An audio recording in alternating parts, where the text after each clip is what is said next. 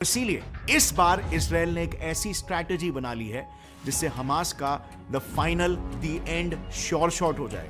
Yes, एक ऐसी strategy जो इजराइल के टेररिज्म की प्रॉब्लम को हमेशा हमेशा के लिए खत्म कर देगी। तो आपको गाइस अभी 7 अक्टूबर 2023 को ही हुआ हमास का अटैक याद ही होगा, जिसके बाद ही रीसेंट इजराइल पैलेस्टीन वॉर की शुरुआत हुई थी। शॉर्ट में बताऊं तो हुआ यह था कि हमास ने इजराइल में घुसकर अटैक किया था और कई इजरायलीज को बंधक बना के वो गाजा लेकर चले गए थे। अब छोटे बड़े अटैक्स तो जैसे हमने देखा हमास काफी टाइम से ही करते आ रहा था, लेकिन 7 अक्टूबर को हमास ने इजराइल पर 5000 रॉकेट्स फायर किए थे, जिससे हजारों लोग घायल हुए थे और काफी लोगों को तो हमास ने बंदी बनाकर इजराइल को एक्सटॉर्ट करना शुरू कर दिया था। और इसीलिए ये अटैक्स इजराइल के लिए एक तरह से एक टिपिंग पॉइंट बन गए। और जैसे ये अटैक हुआ, एज अ रिजल्ट इस बार इजरायली गवर्नमेंट ने तुरंत हमास के खिलाफ एक फुल स्केल ग्राउंड ऑपरेशन शुरू कर दिया।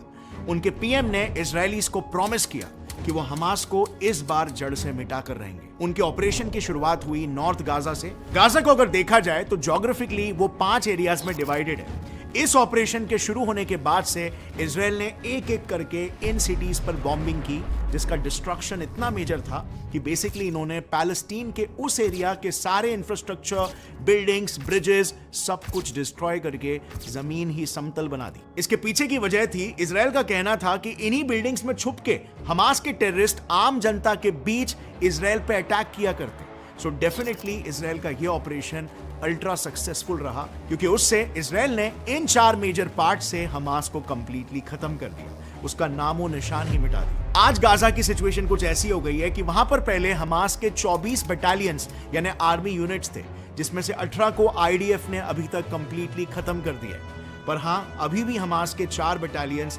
राफा में मौजूद है। और इसीलिए ये कह सकते हैं कि पूरे पैलेस्टीन में से अब सिर्फ राफा में ही हमास का वो वजूद बच गया है, जिसे इजराइल को खत्म करना जरूरी हो गया। लेकिन इसके अलावा भी राफा को डिस्ट्रॉय